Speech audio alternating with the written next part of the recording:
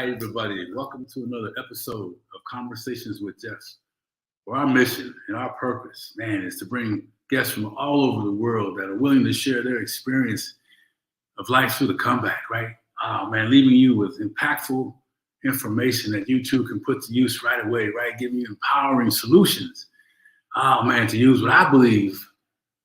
Man, listen to me. Listen to me when I say this. To use all this information, all these tools to help prepare you for the battle of the comeback, and most importantly, to begin to change that stinking thinking that we all are struggling with. That stinking thinking that tells us and reminds us and messes, keeps talking about how we can't do things, and lets you know that it can be reversed. It doesn't have to be the roadblock in your life. Learn how to create a different conversation with yourself about yourself. Stop listening to the old messaging and begin to create. Number one, be aware of that stinking thinking and how it's setting you up for failure. Number two, be willing to be the disruptor of your life in that stinking thinking, right?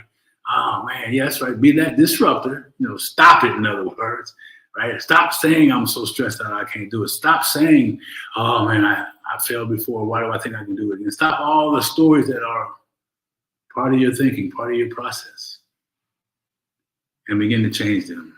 Do some new practices, right? Some things that you begin to see a new vision of yourself, to see a new vision of who you can become, man. So when you look in the mirror every morning, you're not hiding from that person that's looking back at you. When you look in the mirror every morning, you're looking for that person to smile back at you and say, I'm ready. Let's get busy. Today is the day.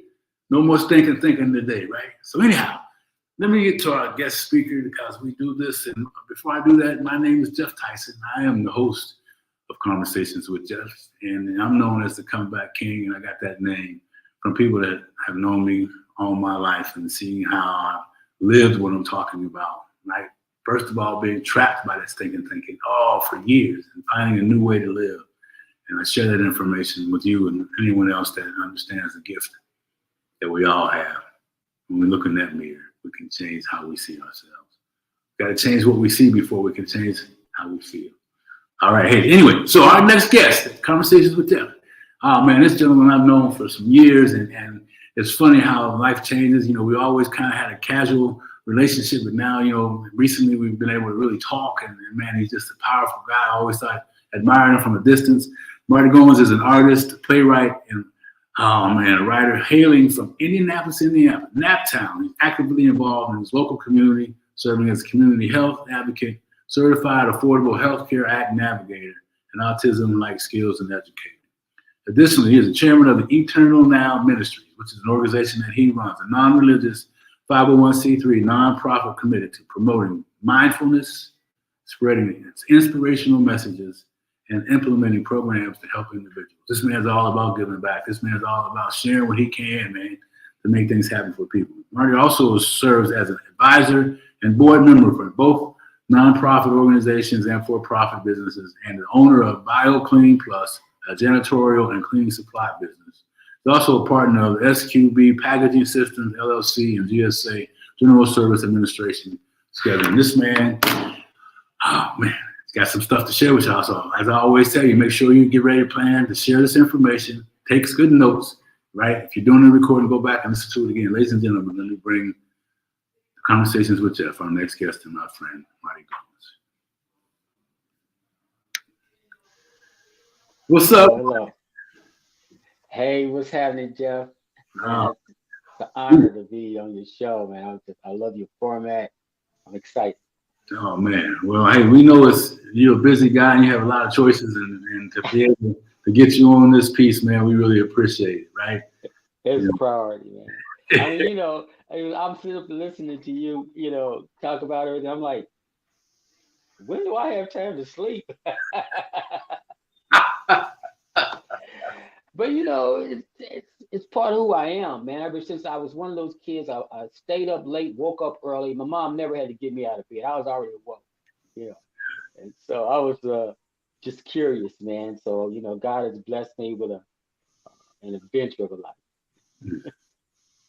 Well, you know what, Marty, I got to tell you that to have you here today and to see that smile, man, how it resonates But life hadn't always been about the smiles and where you are today.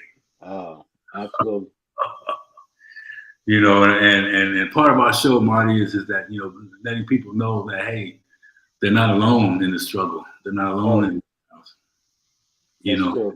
And man, you, I know your story some and all those other things, man. But I always like to ask people this: what drives you? What was it that drove you back then to be the person you are today? You know what? That's real easy, because if something traumatic happened to me as a little bitty kid, I can remember my brother. We used to go to church like every day.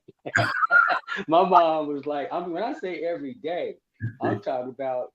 It's hard for me to remember a day when we weren't going. Okay, but on one particular Wednesday night, as I recall, my mom left my brother and my sister and myself at home. And so we were playing Cowboys and Indians. And we had made bow and arrows out of sticks and anyway. Long and short of it was, my sister and I were the Cowboys hiding behind some pillows, and my brother, older, little 3 years old, was going by as an Indian, and he shot a bow and hit me right in the eye.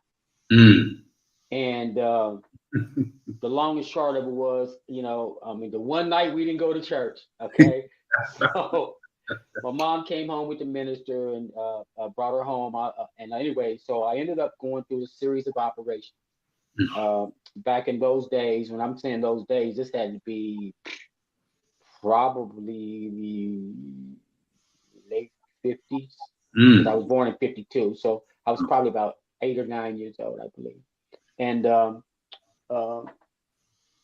after the operations, I remember being in a doctor's office, and they took the patch off of my eye. I had what they call a retina detachment. It scarred my lens, but it also detached my retinas, which I was blind. And so I remember when he took the patch off my eye, I remember saying, "Doc, I can see," and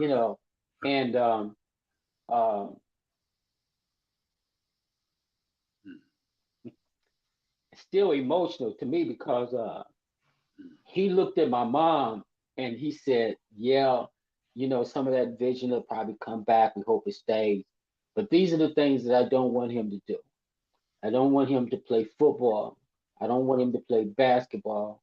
I don't want him to play any sports, all these different things."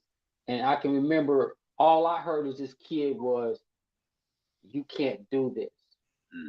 And Geoff, I remember at that moment saying to myself, "I'm getting ready to do all that." I'm like, what? Yeah. Well, in retrospect, he was trying to protect me, because obviously if I was injured the other eye, I'd be blind. Yeah. But in my mind, I just heard someone telling me, "You can't do this."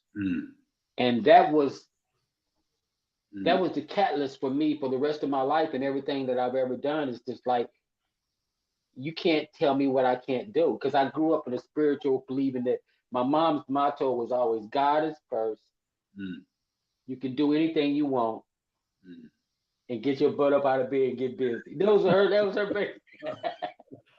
Whatever you're gonna do, if you put God first and you believe yourself, get off and get going. So that was where I really began to develop my personality. Then being teased a lot by kids were cruel. I was Cyclops and one eye and all those things, and never bullying. Thing about it was that I was a pretty good athlete. Gotcha. I had an older brother who was a pretty big kind of a forest cat. You ain't messing with my little brother. Yeah. And a sister who I didn't know till I got older was scarier than all of it. That's another story. I was like, what? And I could box. Okay. As long as you didn't hit me in that eye, So I didn't get physically messed with. Because I would fight, and but I began to develop a smart mouth. Cyclops. I'm like, yeah, you can't even spell your own name. I was quick wit. And that's how I became a combative psychologically. But yeah, that incident I can clearly remember changed me. Mm. Mm. So that change. I mean, there was some good things about there, but what? Now that you look back over your life, what other paths did it take you? So I'm thinking, okay, first day you guys don't listen to moms and you get in trouble. That's one. Don't play with bow and arrows. That's the first thing.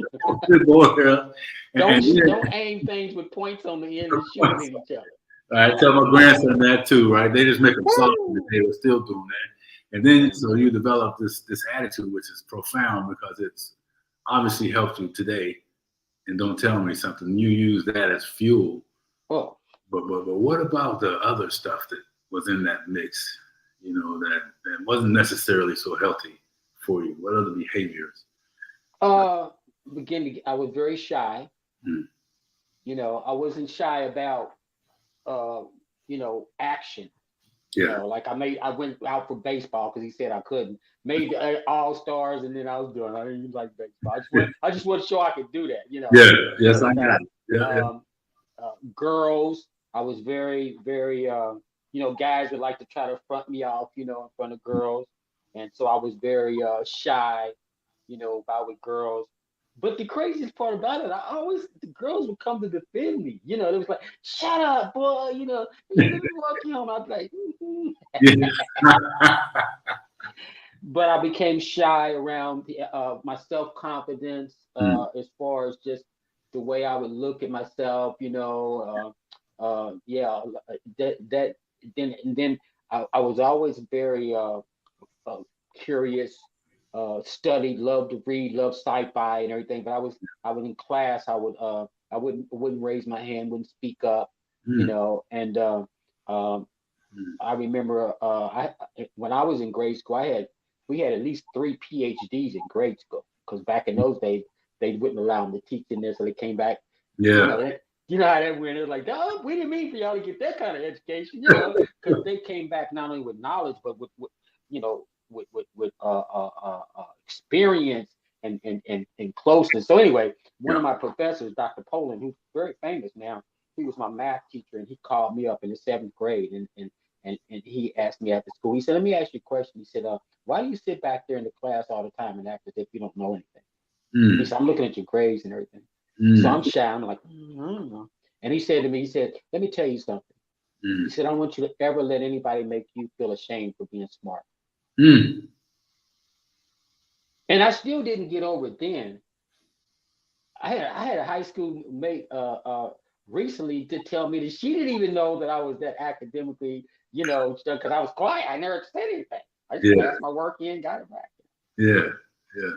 Wow. So that was one of the things too, self-confidence in terms of personal. Yeah. Yeah.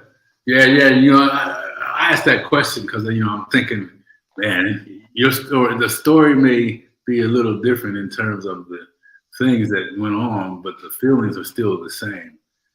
That you share, that I share, as a little boy, not fitting in, not feeling good enough, right? And you're right. Back then, I grew up a little after you, but the sisters were always the more dominant. Right? I got my butt whooped by some sisters, right? Come on, man. Yeah. I grew up with the attitude after a certain point. I'm like, there's 3 things a girl ain't gonna beat me in: basketball, chess, and boxing. I'm not going down. Okay. I ended up doing stand-up comedy later on in life, which you want to do. But one of my jokes was like, if a girl would really wanted to get tough, I'd be dancing around. I was in the Muhammad Ali era, right? And then she started getting me, I would revert to just the windmill on her. I'm not going down. Man, that was my most. I was a little boy, right? 5, 6 years old, man. And man, I wasn't going down, but boy, that was a whooping.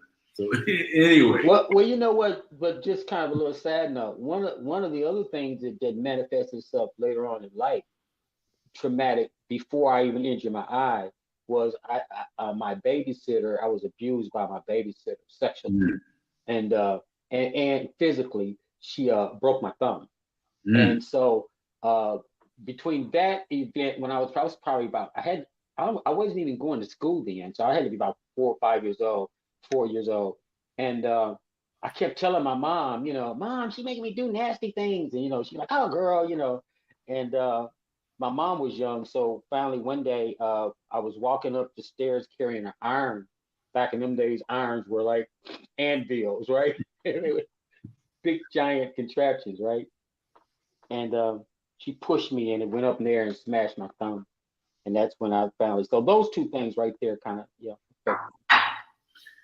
Yeah, I hear that a lot, man, and about that stuff going on, and the thing about that is that obviously it didn't hold you back, and some of the other things, but at some point you dealt with that, and for the folks out there that may still be carrying the pain around that, still trapped by that, man, what can you share to help them get free from that? Well, I think it goes back to let me just put a footnote to that. You was giving my resume about things that I've done in my later life and everything. Well, I'm gonna start out with the good news, and that is I'm in my 16th year of total sobriety. Yes, sir. No alcohol, no drugs, clean. Yes, sir. And this, so this is the good news. Yes. But in between that period, and even during some of my business career, one of the things I did the result of those actions was I wanted to try to fit in. Mm. So the first time that I ever used alcohol was to fit in with the crowd. Yeah. And then it became what we know as being a way to deal with those feelings. Right. Which is what you're asking me. How did I deal with them? So I had to go through that crisis of trying to numb my pain, and then dealing with life issues like the death of my son on Father's Day morning, getting killed Father's Day. All these different things I could point to. But to your question, like, what would I say to a person? I have to go back to what my core belief was, and that is that I do believe in God, higher power. I believe in a supreme, ultimate, divine being. I believe that I'm a spiritual person before I'm anything else. Yes. I'm a spiritual being, and this is just a body. Yes. Yeah. And sad note, I've even told my kids that when I die, I want to be cremated, put into a little cylinder, and one of my great grandkids that are on their way to Mars for an internship throw me out the window. And they like, Dad. I mean, it's serious. They're like, Dad, we stop saying that. I'm like, no, I'm serious. I want to be buried in outer space. Yeah. So that maybe another 1,000 years or whatever God's thing is, some alien will pick me up, rejuvenate me, and I'll wake up and I'll go, see, told you. But they're going to Mars. That's a fact, man. So. Oh yeah, I mean it'll be like 20, 30 years. They'll be like, Paul. Oh, I probably won't be around. They'll be like, oh, Mom, I'll be doing an intern 6 months on Jupiter. So why you going when you go to the bathroom? Just throw this. Oh yeah, Paul said throw his ashes out the window. But the reason why I say that is because at the core of who I am today, that's it. I believe that I'm more than this body. I'm more than these experiences, and so that which I hold on to gives me the power, or it gives me the motivation, the wherewithal to remember that I'm not done until God says I'm done. So no matter what's happening to me, until I've reached my purpose,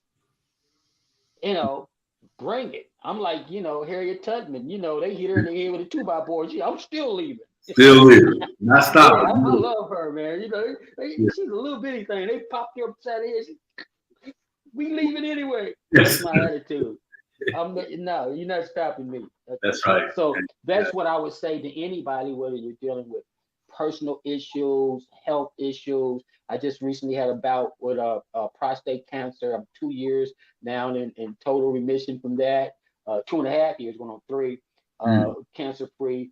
And when you hear the C word, I mean, people say what they want, but when you actually, the doctor actually says it to you, that white noise is a real thing, okay? When I heard him say, you got cancer, then it was like, Charlie Brown's mom. And I'm listening, he was talking, but all I could hear was, but anyway, not to ramble. No, I'm with you there, man. Yeah, that's what I would say to anybody today, man, because I've had also experiences on the other side of it where, like my brother, uh, he was my spiritual mentor and everything, and I remember having a conversation with him on a Wednesday, and we were talking about plans that we had for the future. My brother was, like I said, always grew up specimen of a guy, great man, great father, great brother, great son. We were having this conversation, watching the movie, and as I was leaving out the door, he looked at me, and his wife just came in, and he looked at me, and said, "Man, I'm so happy with the way I'm serving God today." And those are the last words I ever spoke. 3 days later, I saw him get killed, him and his wife in a car accident. And I saw it on TV. Couldn't believe it. He's 58 years old. He's gone. The reason why I'm saying that is because if you balance these things together, now here was a guy that wasn't, he had his day out in the wilderness and everything. He was 25 years clean at the time. My sister was 25 years clean. She died 4 years later of disease. So I have these different, experiences around me to help me to understand that, again, the bottom line of it is, as long as I have purpose, it doesn't matter. You can hit me in the head with a 2x4. You can send me through this. You can do that. But I'm going to keep on getting up. Keep getting up. Keep getting up. That's all I can say. Just keep getting up. Like you said in the beginning, man. This is what this is all about. Hey, listen, no. Let's go. Let's go. Let's go. What's that one? Damn the torpedoes, full speed ahead. Come on, man. That's it. Get up with a smile, shake it off, and keep moving forward. Come on, man. Even sometimes, one of the things, Geoff, I'm learning too, I'll be 72 in this September, God willing. You're wearing that well, man. You're wearing that well, brother. Woo-hoo.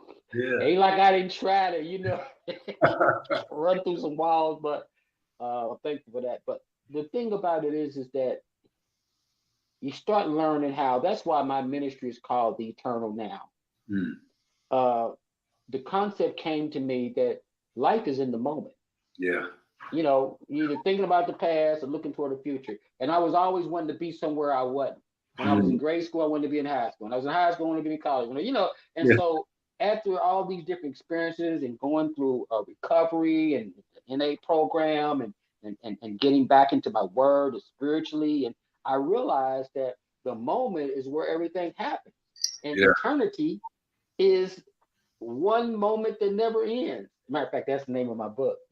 Oh, nice. The Eternal Now, the moment that never ends. I love that. I love that. So it just kind of like grabbing hold of that concept. I began to realize that a lot of things that I sweated, and I think it was some famous writer said, there's 1,000 things I worried about, most of which never ever happened. Yeah. That stuff is true. Some of that stuff rings to, you get like, God, man, I was worried about that and it didn't even happen. Never happened, and took all your energy, took all your strength. See that word right there, energy? Yes. So think of your life with a gas gauge on it, right? Yeah. When you're young, and they're like, hey man, run me over here. Yeah, man, I'll run you over there. You run and get out of half thing. Well, I'm 75. If life was 25, I got a fourth of a tank left. I ain't wasting no gas. Yes, sir. Yes, sir. I'm not wasting no energy. Nope. Yeah. ain't no filling station for energy. Yeah, man. That you create that in your choices. You create that in your thinking. You create that in your environment, or you lose it in those places. And you look back and you realize, like, dang man, I didn't need it. I spent 2 days worrying about something that didn't even happen. Yeah, didn't even happen, and then you wonder why you spent that time. Then that's magic. Then you got to really start taking a look at how you see life, how you use life. Absolutely. Are you wasting time? Or do you need to learn how to say no to people? Right? Do you forgive yourself? I mean, there's all kinds of things there. So, all kinds of iterations of that. Yes, sir. Yeah. So but let's talk about that. Your eternal now. You mentioned it earlier, and I want to make sure we talk about that, the internal now ministry, and why that and why now. Well, it actually started out my sponsor when I struggled back and forth with getting clean and getting my life back on. And the crazy part about it was I've always been a high earner. I've always knew how to get up and get that paper early. Yeah. Okay. Yeah. And admittedly, there were times during my addiction where I was not always legal. I laugh now, but it's not funny because it could have been easily have been very catastrophic. But the point I'm getting at is this: is that even during those periods when I was struggling, I remember my sponsor, when I finally surrendered, told me, he said, "I want you to write down a plan and a procedure for living clean. Like, what is your? I know the 12 steps gives you a path and a process, but what are you going to do every day?" So what I started doing was I would wake up every morning. First of all, I would thank God for another day. Yeah. Yeah. Then I would start thinking about somebody else. Mm. And I started out by just calling people, just calling them up. Hey, how you doing? How you doing? So then I started getting into text messaging them, and I would text message them. And so I began to say, this was my routine. I would text at 5:10. So I decided, you know what, I'm going to make a whole platform of this. So I memorized and text probably it started out 10, 15, it went up to 30, went up to 20. Next thing you know, I'm texting almost 100, 200 people every morning with the same message, but I don't string them. So when I text you this morning, it'll be like, Geoff. Wow. I got it. The procedure of going through that, whatever it was I woke up with, I've already gotten out of myself. That was my plan. Put God first, service. Yeah. And so from that, as it began to grow and other people start sharing, and as I got older, I couldn't remember 200 names every morning. I inquired and found out there was an app where I could list my names out and call them up under a different sequence, but I can still individually send my message out. So I didn't take away that aspect, and it grew to where now each morning I text probably 400 or 500 people every single morning, 7 days a week. Wow. And I've been doing it for 5 years. Wow. So as I started doing that, some people that looked and came in, one of my business associates and good friends of mine, mentors, told me I should start my own foundation. And I said, and make a ministry out of it. He said, "That's your calling, man." Yeah. Anyway, so after he kept sending me checks to start the foundation, he sent me probably, well, he started out, he gave me a check for $10,000 to start it, the non-for-profit. I got a board member, and anyway, it kept growing and growing and growing. And so now we're reaching I send out 500, but with shares and things, we're probably reaching 2,500 people every morning all across the world. Yeah. Some people I've never even met before. Yeah. And they chime in once in a while. Yeah. So the foundation, I began to try to look at other ways. He was sending me money, and I was basically using it. I was giving it away. Like I was like when I was teaching in high school for a minute, I was giving kids scholarship money. I was giving kids try to start a business. I give them some startup. Athletes want to get trained. I pay somebody to train them. So anyway, he finally told me, he said, "Look, Marty," and he owned this guy I met in an alley. That's a whole nother story. Yeah, I was going to say, let me stop you there because that's really important. Because we talk a lot of times about the gifts that are given to us that we don't always recognize. We don't see if it's not a beautiful thing and high and big lights. We walk by it and we don't value it. I wanted to interrupt you just because you shared that story with me. I think people need to hear how that relates. The person that you're talking about was throwing money at you.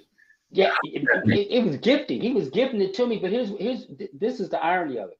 My mom lived in an apartment building, and I was over there. I still, anyway, I was going out to empty her trash in the back of the apartment, and there was an alley that butted up against where the trash can, and I seen this man standing over there massaging in his BMW, old school, and me, I never met a stranger. I'm like, "Hey, how you doing?" We got to talking. So he told me what he was. He was retired, he was an attorney, retired, and he also had a foundation for Complex Health Solutions was what it was called.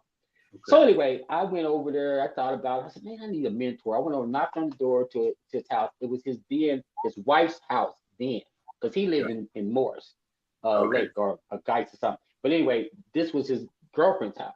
So I knocked on the door. And he came in. I said, hey, can I talk to you? He said, sure. He said, what's up? I said, I'm looking for a mentor and an investor in a project I got. He said, well, how much money do you think you need? And I said, he looked at it and I said, about $200,000. He said, $200,000. He said, I got friends carry that around their pocket. But he said, but I'm gonna tell you something. He said, what I will do is I will help you to understand how this works. He said, people invest in people and not just ideas. Yeah. So we established a relationship, we got to talking and everything. And he did start mentoring me. And one day he called me up and he says, look, I got something for you. And one of these things he came and asked me to do was if I wanted to be a facilitator for HIV patients, that he had a program with the state. And just on this meeting in the alley, this man sent me a check of $3,000 a month for 7 straight years. Yeah. That's how I became a facilitator. This is the guy I met in the alley. Yeah. Okay. And he's the one who eventually got me into where the program and on. We've been friends for 20 something years, almost 20 years. And so he told me, he said recently when he sent me a check the last one, he said, I'm gonna tell you something. He said, I know you give away money. He said, but you're gonna have to start learning how to raise money. He said, I know you hate to ask people. He said, but he said, I hate to ask people too. I'm like, well, yeah, of course, because you're already rich, right? But he said, said, but look, there's a saying in the nonprofit business. No margins, no mission. So I'm gonna send you this check. And if you can match it, I'll send you. But after that, he said, I'm gonna give tough love on you. Man, what did I say? So anyway, that's how my ministry started. And then I came up with this other new program that I mentioned called Rude Awakening, which is now going out into the community. But that's how I got started. That was the angel that was just standing there, man, minding his own business. And he changed not only my life, but my family's life. He knows my mom, my wife, and he lives in St. Croix somewhere. Yeah. But I met him in an alley on 37th in Pennsylvania, Indianapolis, Indiana. And here's the thing I wrote down. You said you had the courage, and what could have happened to you, but you had the courage to walk up to a total stranger. Yeah. Introduce yourself. Right. And so many times people say, well, I don't, it happens. You were scared, but you did it anyway. Yeah. Right? You didn't know the outcome of it. Right. Back to my original motivation, back when just the idea of something that was normally seemed to be difficult or whatever, the challenge of going up, knocking on his door, you could look at me like, man, look, no, I ain't got time, son. Yeah. Right? Hey, what could have been the worst could have happened is that I would have went back home and, did something else, I guess. Did something else. You may even went back to the house again just because of what you saw. You never know. So I only say that to say that so many times people are like, uncomfortable. But be uncomfortable, right? In order to achieve, no one's ever achieved anything great without being uncomfortable. Convenience, right, and commitment don't live on the same street. It's not going to be convenient. It's not going to be easy. But when you hear stories like that, man, I mean, 7 years, treat that a lot of money. Every month. And fortunately, it was right at the beginning when I got clean. Yeah. That was the beautiful thing about it.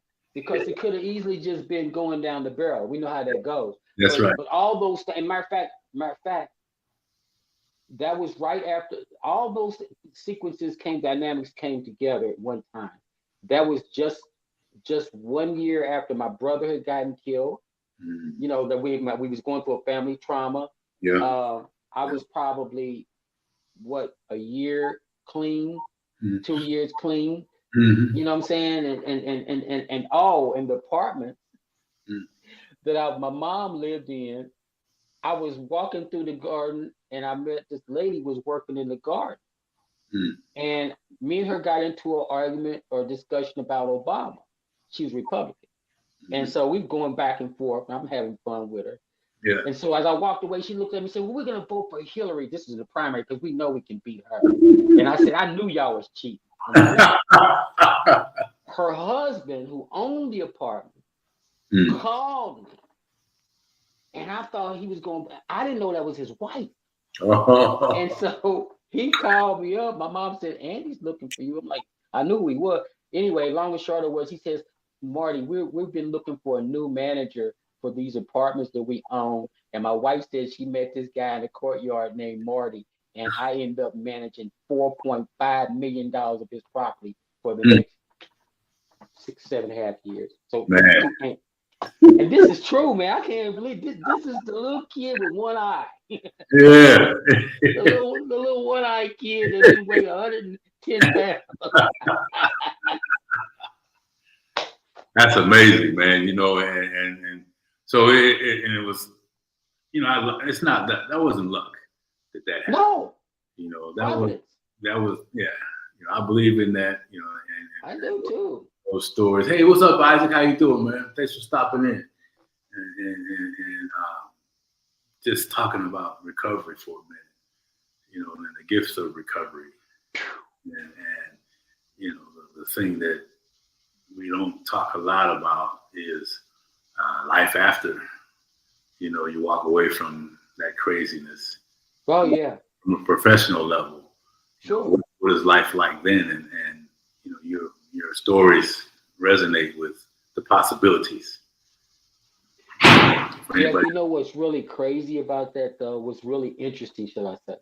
Mm-hmm. What's that? Is that I've been blessed with those opportunities since I've gotten clean. Like I said, I'm like a kid. You know, once you turn 10, 6 months later, you're almost 11. Okay, so I'm almost 16 years. Okay, so I'm already claiming 16 years. But what I'm saying is that I've lived good, had those opportunities. But when I was actually, this is what's wild. When I was actually in the throes of my addiction, I made 6 figures twice. Yeah. I ain't got nowhere close to that again yet, personally. But I'm not only happier with a broader perspective of life, with, you know, I mean, you know, like I said, I mean, God's blessed me with business and, you know, income. I got a wife, you know, didn't have a, but when I was, so it just comes to show the part we try to talk about in recovery, that money, you know, prestige, all those, they don't mean nothing, man. It, you know, like I said, look, 6 figures with no car. I'll look back at it now and go, you idiot. You know how many Corvettes I could have bought back in the day? Oh man, that's funny. That's good though, man. It's so true how the stories we share in the lives that have changed because of recovery, you know, and so I value that piece myself, and you know, functioning alcoholics and functioning addicts is a real thing.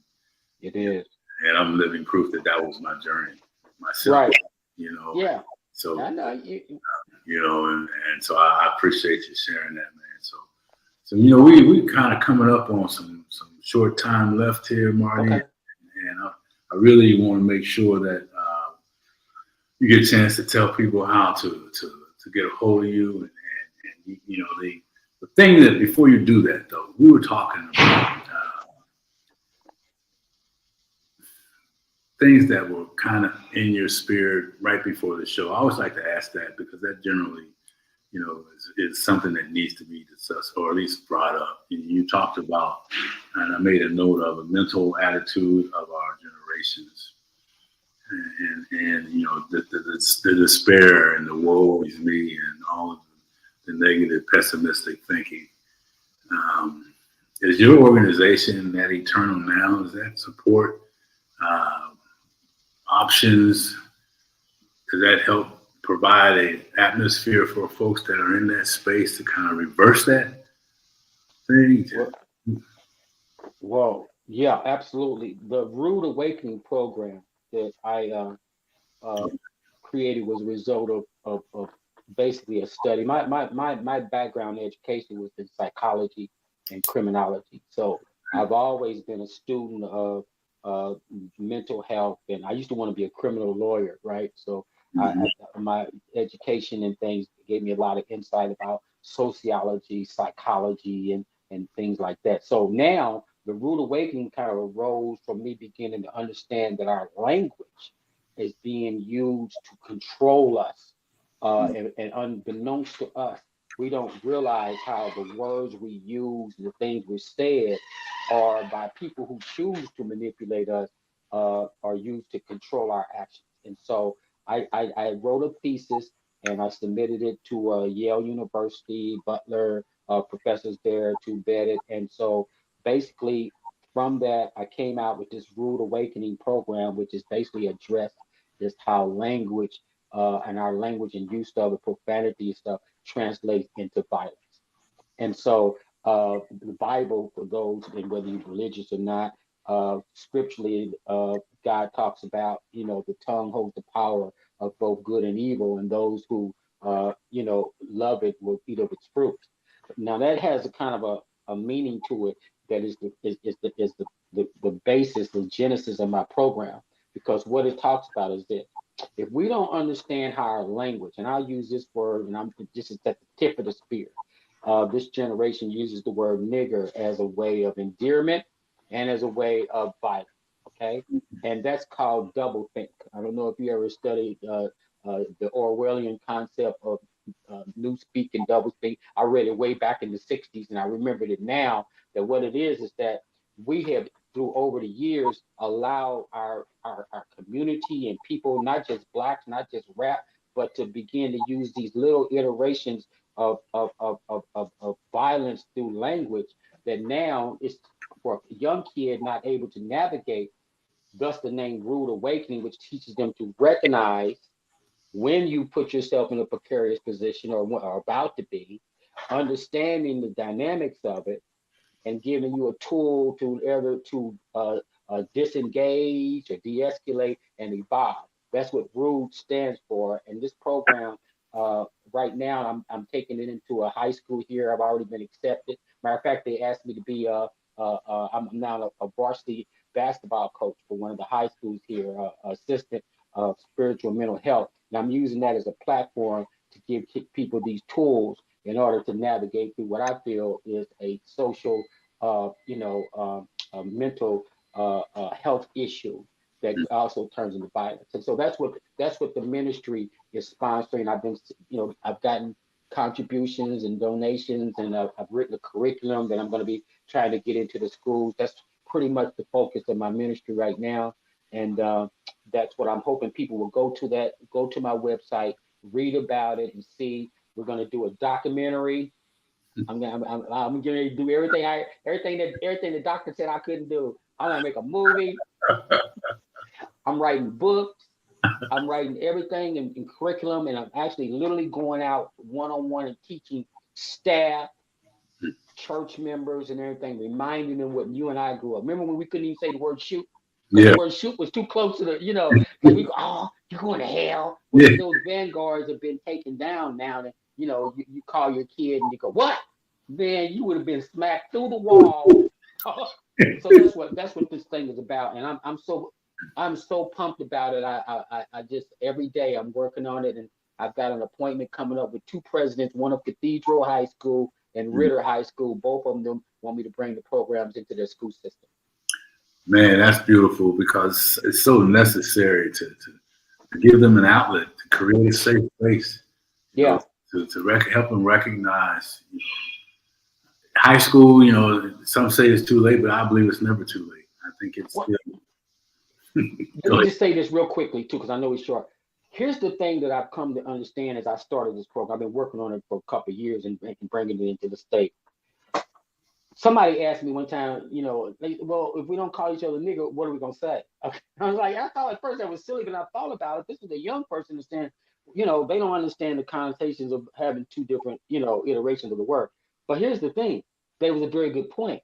I'm not trying to, that ship and sailed on a whole lot Yeah, of people. Okay. yeah, yeah, What I want to do is bring awareness yeah. back to the forefront so that the next generation will create a new speak, a new way to express themselves. So that would take training both of students who want to learn now, parents, administrators. Some of them don't even know how to talk to kids. So it's all encompassing. Well, I like that, and I believe, I've always felt like, in terms of using the N word or anything uncomfortable for people, that there's people out there that want to understand, literally want to just understand and help, right? And I know they don't even know the roots of the word. They don't know the roots, and then there's ignorance. So there's I think that you and I talked about it. For those of you out there that hear this message and are like, hey, I like to help. I don't know how to help. I've tried to help before, and people have kind of ignored me, because I believe that, look, I grew up in a time like shortly after you did, where it was still kind of intense. All the things that go on about, wasn't too far where we couldn't vote, all those things. Oh, yes. But my parents, they still showed the importance of recognizing people as people still. Yeah. And there's good and bad in everyone, all walks of life and all these other things. And so, and then I know there's people out there that are wanting to understand how they can help and be a part of changing the lives of those people that have been oppressed, us, people of our color that have been stop, the children at risk, as they call them, and so all that stuff. So anyway, I'm getting off subject too, man. We can talk. No, I mean, but the point you're making is, and I just say this kind of cap on that. And I try to make sure I emphasize this, man, listen, there's complainers, professional complainers. We call them protesters, whatever. There's professional blamers who can explain how we got there and just explain it. Explainers, blamers, and complainers. If you want to be a changer, then you got to have a plan and a procedure to do that. So we need protesters. We need people to understand blame. We need some people just to complain. But what I want you to do, if you go to my website or otherwise, our approach is specifically dealing with the psychological aspect of language and how it translates into our behavior. Yeah. So we're only a part of the solution, but hopefully, God willing, will be an important part. Well, yeah, I think that, getting it out there and having I got your contact information in the chat, for more conversations and really getting into the schools. And these schools, for those who don't know, are some fairly high-level schools. Oh, yeah. In the city. Is nationally known as an institution. As a matter of fact, it's a feeder to Notre Dame. Oh, which, by the way, the Black Student Union of Notre Dame has also put me on their calendar. Come on. Yeah. See, so there are some institutions that are recognizing the power of the capabilities and the possibilities of what he's doing. So, Marty, man, I really appreciate you hanging out with us here. Thank you, bro. For so long and leaving so many nuggets along the way. And I think we got people can get a hold of you. I think we got it in the chat, in the comments. Why don't you tell people how they can get a hold of you, man, and I'll let you get out of here. Okay, first of all, you can always text me and just say, hey, I listened to your show in the text, because if you come to a phone, I may not recognize the number. You can text me at Marty. You can text me at area code 317-719-1641. That phone's direct line to me, and text me. And then you can also go to my website, eternalnowministries.org. There's a section in there that you can sign up and be part of the text ministry, where you'll be connected with literally thousands of people every single morning. You don't have to worry about stringing or anything like that. It'll come to you individually.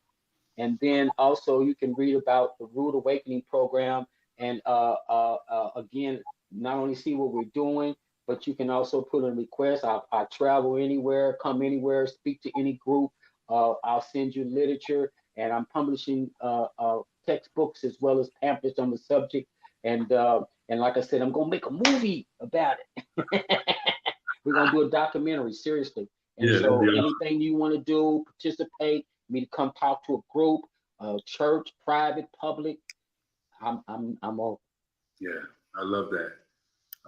So hey, man, listen, again, thank you so much. Thank you. A great time, and you be safe, my friend. Blessings to you. Blessings. I'll see you spiritually tomorrow morning. Yes, sir. I love it. I'm gonna respond too, because it means more knowing that even though I understand the mechanics, I still feel valued because it's just when you do it, you think of me only. Oh, I see your name. I'll see your name. I see your name. You know, wait a minute. It's the eternal moment. Yes, sir. That's it. All right. Be blessed, my brother. All right, man. I'll talk to you soon. Thank you so much. All right. Bye-bye. So, as we say, ladies and gentlemen, as we wrap this thing up, just go back and take a look and listen to what we talked about here today. And understand this as I leave you, that courage is built by doing things that scare you. This man did some things, and the outcome may not be the same for you, but certainly worth the effort, right? Courage to ask for a mentor, those of you wanting to have a mentor, courage to ask for help, right? And I mean, I made a lot of notes on here, but I'll leave you with this.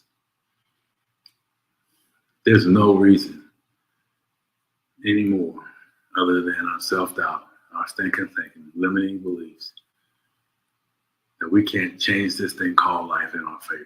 I encourage you, if you're feeling like you can't take one more step, take that step. If you're laying down in a ball, get up one more time. If you can't see because it's just way too much happening in your life, close your eyes and use your imagination. Close your eyes and begin to see yourself being that person that serves, being that person that cares, being that person that you are meant to be in this lifetime. See it in your eyes. Close your eyes to now, right now. And remember this, you are worthy of success. Nothing shall stop you from reaching your destiny. You shall not be denied. Appreciate you listening. Make sure you share this information. Connect with me. I have that information out there, and let's have a conversation if you need to get more of me and more of my time. And lastly, have a fantastic day. Watch that stinking thinking. And let's get busy in that battle of the comeback called life. Talk to you again soon.